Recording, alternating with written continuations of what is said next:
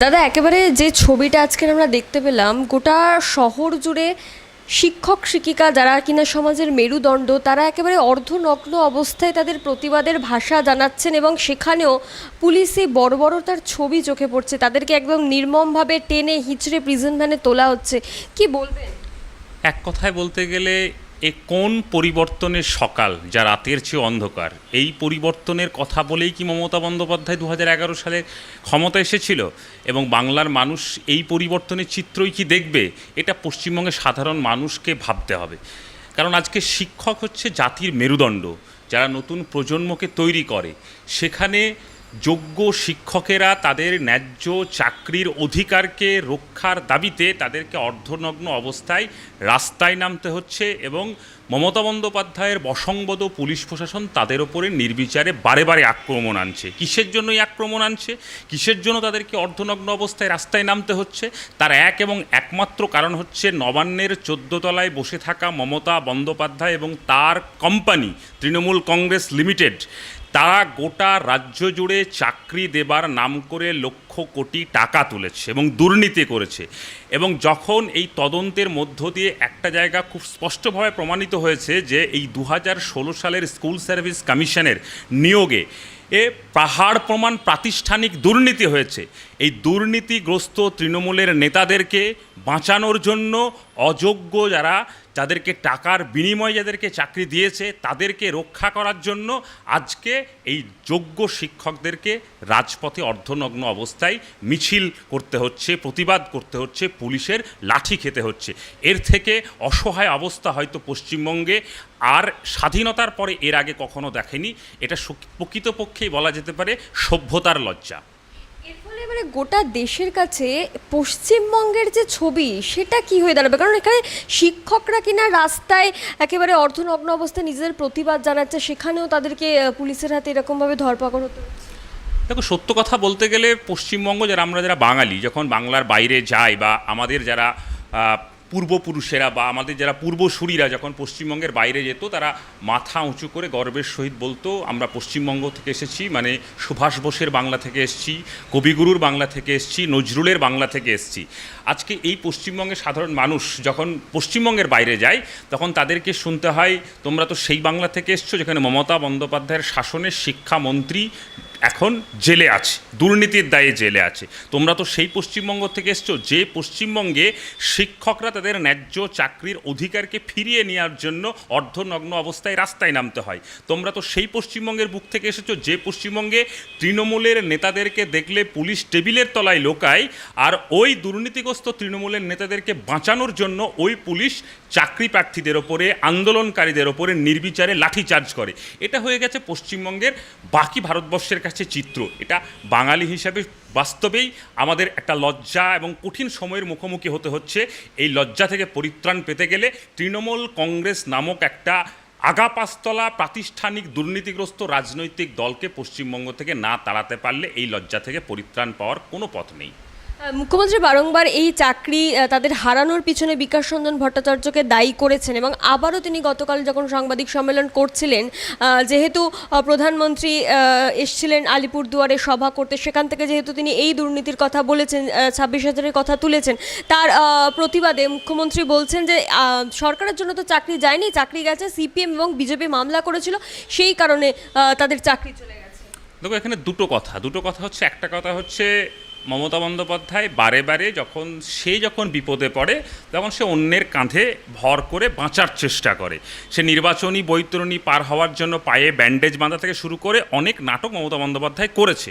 কিন্তু এই যে চাকরি সংক্রান্ত বিষয়ে আমরাও বহুবার দেখেছি যে বারে বারে বামপন্থীদের ওপরে আঙুল তুলেছে, আইনজীবী বিকাশ ভট্টাচার্যের ওপর আঙুল তুলেছে। কিন্তু আজকে যাদের চাকরি হারিয়েছে, যারা যোগ্য চাকরি প্রার্থী, তাদের কণ্ঠের যে আওয়াজ, তাদের যে আর্তনাদ, তাদের আর্তনাদ শুনলে স্পষ্টভাবে বোঝা যাচ্ছে যে মমতা বন্দ্যোপাধ্যায়ের নেতৃত্বে তার দলের দুর্নীতিগ্রস্ত নেতাদেরকে বাঁচানোর জন্য যোগ্য অযোগ্য বাছাই তার শিক্ষা দপ্তর করেনি এবং এই দুর্নীতিটা একটা প্রাতিষ্ঠানিক দুর্নীতি হয়েছে। তাই আজকে যোগ্য শিক্ষকদের চাকরি আজকে প্রশ্নের মুখে এসে দাঁড়িয়েছে এবং মমতা বন্দ্যোপাধ্যায় খুব উদ্দেশ্যপ্রণোদিতভাবে এই চাকরিটাকে যোগ্য শিক্ষকদেরকে ফিরিয়ে না দিয়ে পুরো বিষয়টাকে গোলমাল পাকিয়ে দিতে চাইছেন, যাতে তার দলের নেতারা যারা 15 থেকে 20 লক্ষ টাকা তুলেছে, যারা চাকরি বিক্রি করেছে, তাদের বাড়ির সামনে যাতে ওই সমস্ত চাকরি প্রার্থীদের হাঙ্গামা, মিছিল, বিক্ষোভ এবং তাদের ধরপাকড় যাতে না শুরু হয়, একটা অস্থির পরিবেশ না তৈরি হয়, তৃণমূল কংগ্রেস দলটা একটা প্রশ্নের সামনে সে না পড়ে, তার জন্য এই কাজটা মমতা বন্দ্যোপাধ্যায় করছে এবং সেখান থেকে রক্ষা পাওয়ার জন্য সে বামপন্থীদের দিকে আঙুল তুলছে। আর গতকাল যার কথা বললে দেশের প্রধানমন্ত্রী নরেন্দ্র মোদী, তিনি এসে এই দুর্নীতির কথা বললেন, খুব ভালো কথা। কিন্তু নরেন্দ্র মোদী তো মাঝে মাঝেই যখন নির্বাচন আসে, 2014 সালের নির্বাচনের সময় এসছেন, 2016 নির্বাচনে এসেছেন, 2019 নির্বাচনে 21 নির্বাচনে এসছেন, 24 নির্বাচনেও সে ডেলি প্যাসেঞ্জারি করেছেন। এই নরেন্দ্র মোদী যখনই আসেন দুর্নীতির কথা বলেন এবং তার কেন্দ্র সরকারের অধীনস্থ যে তদন্তকারী সংস্থাগুলো আছে, সেই তদন্তকারী সংস্থাগুলোর তদন্তের মধ্য দিয়ে এই দুর্নীতিগ্রস্ত নেতাদেরকে তিনি শাস্তি দেবেন বলে বারংবার চিৎকার করে গেছেন। কিন্তু আমরা কি দেখেছি? ফাঁকা কলসির বারে বারে নরেন্দ্র মোদী আওয়াজ বাজিয়েছেন। কিন্তু নরেন্দ্র মোদীর তার কেন্দ্র সরকারের তত্ত্বাবধানে যে তদন্তকারী সংস্থাগুলো প্রতিদিন একের পর এক বাংলার দুর্নীতিগ্রস্ত নেতাদেরকে জামিন পাবার ব্যবস্থা করে দিয়েছে। তার জন্যই ভয়ঙ্কর ক্রিমিনাল অনুব্রত মণ্ডলের মতো একজন মানুষ আজকে জেলের বাইরে আছে। পার্থ চট্টোপাধ্যায় জেলে আছে, কিন্তু তার সাগরেদ এবং তার পুরো টিম এখন জেলের বাইরে আছে। নরেন্দ্র মোদী এবং বিজেপি এবং RSS চাইনি বলেই আজকে মমতা বন্দ্যোপাধ্যায় জেলের বাইরে আছে। আর এই নরেন্দ্র মোদী যখন এই আলিপুরদুয়ার থেকে এই ভাষণটা দিচ্ছিল, তার এক পাশে বসেছিল 2016 সালে এই চাকরি দুর্নীতির প্রথম 2-3টে মাথার মধ্যে একটা হচ্ছে শুভেন্দু অধিকারী। তাই শুভেন্দু অধিকারীর মতো দুর্নীতিগ্রস্তকে পাশে বসিয়ে নরেন্দ্র মোদী মমতা বন্দ্যোপাধ্যায় দুর্নীতির কথা বললে বাংলার মানুষ বিশ্বাস করবে না, বাংলায় এভাবে চিড়ে ভিজবে না। বাংলার মানুষের কাছে খুব স্পষ্ট হয়েছে যে তৃণমূল কংগ্রেস মমতা বন্দ্যোপাধ্যায়ের নেতৃত্বে একটা প্রাতিষ্ঠানিক দুর্নীতি হয়েছে, আর এই দুর্নীতিকে বাঁচিয়ে রেখেছেন, এই দুর্নীতিকে লালন পালন করতে সাহায্য করছে নরেন্দ্র মোদীর নেতৃত্বাধীন বিজেপি।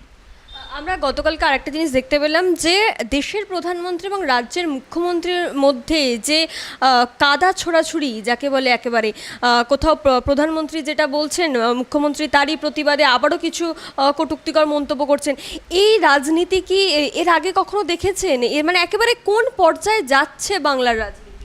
দেখো, অতীতে ভারতবর্ষের বহু মানুষ প্রধানমন্ত্রী হয়েছেন এবং পশ্চিমবঙ্গের অনেক বিদগ্ধ মানুষ পশ্চিমবঙ্গের মুখ্যমন্ত্রী হয়েছেন, কিন্তু এই প্রধানমন্ত্রী এবং মুখ্যমন্ত্রীর মতো এরকম একটা গরিমা সম্পন্ন চেয়ারে বসে এরকম নরেন্দ্র মোদী আর মমতা বন্দ্যোপাধ্যায়ের মতো বালখিল্যপনা এর আগে ভারতবর্ষের মানুষ বা পশ্চিমবঙ্গের মানুষ দেখেনি। নরেন্দ্র মোদী কাদের নেতা? দেশের প্রধানমন্ত্রী, কিন্তু বিজেপির নেতা। বিজেপিতে কাকে নেতৃত্ব দেন? ওই মধ্যপ্রদেশের সেই বিজেপি নেতা যে সোফিয়া কুরেশিকে সন্ত্রাসবাদীর বোন বলেছিল, তাদেরকে নেতৃত্ব দেন। নরেন্দ্র মোদী কাকে নেতৃত্ব দেন? কিছুদিন আগে এক বিজেপি নেতার ভাইরাল ভিডিও হাইওয়ের মধ্যে বেরিয়ে পড়েছিল, সেই বিজেপি নেতাদেরকে নেতৃত্ব দেন। আর মমতা বন্দ্যোপাধ্যায় কাকে নেতৃত্ব দেন? মমতা বন্দ্যোপাধ্যায় নেতৃত্ব দেন অনুব্রত মণ্ডলদেরকে। তাই মমতা বন্দ্যোপাধ্যায় আর নরেন্দ্র মোদীর মুখে এই ধরনের ভাষাই শোভা পায়। আসলে আমাদের দুর্ভাগ্য যে ভারতবর্ষের প্রধানমন্ত্রী একজন আর পশ্চিমবঙ্গের মুখ্যমন্ত্রী আরেকজন ব্যক্তি। এই দুজন ব্যক্তির এরকম ধরনের একটা সাংবিধানিক চেয়ারে বসে এই ধরনের কথা যারা বলে, ওই চেয়ারের গরিমাকেই তারা কলঙ্কিত করেছে, অন্য কিছু এ বিষয়ে বলার নেই। আরেকটা বিষয় হচ্ছে যে বিজেপি একেবারে 2026 বিধানসভা নির্বাচনের আগে হিন্দুদেরকে ঐক্যবদ্ধ করতে হবে বা হিন্দুত্ববাদের এই যে প্রচার, সেটা করেই তারা ভোটে জিততে চাইছে বা রাজনীতিতে লড়তে চাইছে 26 বিধানসভা নির্বাচনের আগে। এবং এই প্রশ্নটাই যখন বিজেপির কোনো নেতাকে করা হয় যে তাদের এবারের ভোটের রাজনীতি কি হিন্দুত্ববাদের রাজনীতি দিয়ে হবে, কারণ গোটা রাজ্য জুড়ে যে শ্রমিক তাদের সঠিক দাম পাচ্ছে না, ফসলের দাম পাচ্ছে না কৃষক, এই প্রশ্নগুলো কি তারা তুলবেন না? তখন তারা বলছেন যে এগুলো তো বামেদের প্রোপাগান্ডা, এগুলো আপনারা তাদের কাছে গিয়েই জিজ্ঞাসা করুন। যখন আমাদের চ্যানেল থেকেই প্রশ্ন করা হচ্ছে, এমন মন্তব্য তারা করছেন। দেখো, খুব স্পষ্ট এখান থেকে বোঝা যায় যে বিজেপি কাদেরকে নিয়ে রাজনীতি করতে চায়। এই পশ্চিমবঙ্গে 2026 নির্বাচন যখন আসবে, পশ্চিমবঙ্গের শাসন ক্ষমতায় তো মমতা বন্দ্যোপাধ্যায় আছে, এবং এই মমতা বন্দ্যোপাধ্যায়ের গত যে 15 বছরের যে শাসন, সেই শাসনে তুমি অজস্র বিষয়গুলো নিয়ে কথা বলতে পারো, চাকরির দুর্নীতি নিয়ে কথা বলতে পারো, কয়লা পাচার, বালি পাচার নিয়ে কথা বলতে পারো, মমতা বন্দ্যোপাধ্যায়ের বিরুদ্ধে, তার দলের বিরুদ্ধে রেশন কেলেঙ্কারির বিরুদ্ধে কথা বলতে পারো, তার বিরুদ্ধে সারদা নারদা কেলেঙ্কারির বিরুদ্ধে কথা বলতে পারো। এই পশ্চিমবঙ্গে তৃণমূল কংগ্রেসের আমলে সাধারণ জনগণ যে নির্বাচনে গণতান্ত্রিক অধিকার পঞ্চায়েত পৌরসভা নির্বাচনে দিতে পারে না, সেগুলো নিয়ে কথা বলা যায়। কথা বলা যায় যে গোটা রাজ্য জুড়ে তৃণমূলের যে দুষ্কৃতিরাজ, সেগুলো নিয়ে কথা বলা যায়। কিন্তু বিজেপি এই সমস্ত বিষয়গুলো নিয়ে কথা বলতে তারা নারাজ। কেন তারা নারাজ? চাকরি দুর্নীতির প্রসঙ্গ যখন পশ্চিমবঙ্গে আসে, তখন বিজেপির দিকে আঙুল উঠে পড়ে কি মধ্যপ্রদেশের ব্যাপম কেলেঙ্কারি। যখন পশ্চিমবঙ্গের শিক্ষকদের ওপরে পুলিশের লাঠিচার্জের ঘটনা আসে, তখন যোগী আদিত্যনাথের উত্তরপ্রদেশের সরকারের পুলিশ যখন শিক্ষকদের ওপর লাঠিপেটা করে, সেই ঘটনা উঠে আসে। যখন পশ্চিমবঙ্গে আরজি করের অভয়ার নিঃসহংস খুন যখন ঘটনা উঠে আসে, নারীর নিরাপত্তার প্রশ্ন উঠে আসে, তখন গোটা ভারতবর্ষ জুড়ে উঠে আসে উঠে আসে কাঠুয়ার ঘটনা, উঠে আসে উত্তরপ্রদেশের হাতরাসের ঘটনা। তাই এই বিজেপির কাছে জবাবগুলো নেই। এই বিজেপি তাই নির্বাচনী রাজনীতির বৈতরণীটাকে পার করবার জন্য তারা হিন্দুত্বের রাজনীতি করতে চায় এবং মানুষকে হিন্দু মুসলমানে ভাগ করতে চায়। ভাগ করলে তাদের লাভটা কোথায়? ভাগ করলে লাভটা কোথায়?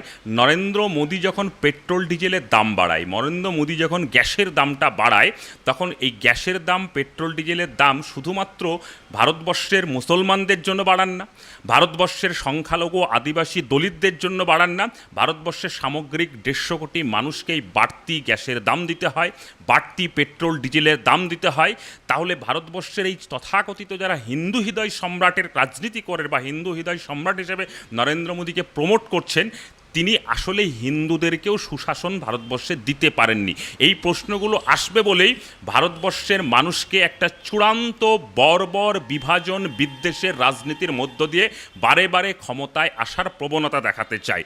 এবং সেই যে রাজনীতিটা দিল্লিতে বসে নরেন্দ্র মোদী করে, বাটেঙ্গের কাটেঙ্গের রাজনীতি অমিত শাহরা করে, যোগী আদিত্যনাথরা করে, পশ্চিমবঙ্গে বসে এই ঘৃণা বিদ্বেষ বিভাজনের রাজনীতি শুভেন্দু অধিকারী, দিলীপ ঘোষ, সুকান্ত মজুমদার এবং তাদের যে সমস্ত চেলাচামুন্ডারা আছে তারাই করে। কারণ তারা খুব ভালো করে জানে বাংলার মানুষের রুটি রুজি, চাকরি, শিক্ষা, স্বাস্থ্য, কর্মসংস্থানের প্রশ্ন যখন আসবে, এই বাংলায় একমাত্র বিকল্প হচ্ছে বামপন্থা। এবং আমরা যারা বামপন্থী রাজনীতি করি, আমাদের স্পষ্ট বক্তব্য যে বাংলার রাজনীতিটা হোক শিক্ষা, স্বাস্থ্য, চাকরি, কর্মসংস্থান, শ্রমিকের মজুরি, কৃষকের ফসলের ন্যায্য মূল্যের ভিত্তিতে এই নির্বাচনটা হোক। তাহলেই নির্বাচনের রেজাল্ট, নির্বাচনের ফলাফল খুব সুন্দরভাবে পরিষ্কার হয়ে যাবে। এবং তোমরা যারা মিডিয়ায় কাজ করো, এবং আমি মনে করব এক শ্রেণীর যে মিডিয়া, তারা যে দায়িত্ব জ্ঞানহীনতার ভূমিকা পালন করছে, সেই জায়গায় দাঁড়িয়ে থেকে তোমাদের মতো মিডিয়া যারা আছে, তারা অন্ততপক্ষে মানুষের শিক্ষা, চাকরি, কর্মসংস্থানের এই প্রশ্নগুলো সামনে নিয়ে আসো। তাহলে দেখবে বিজেপি আর তৃণমূল মাঠে ময়দানে কোথাও নেই।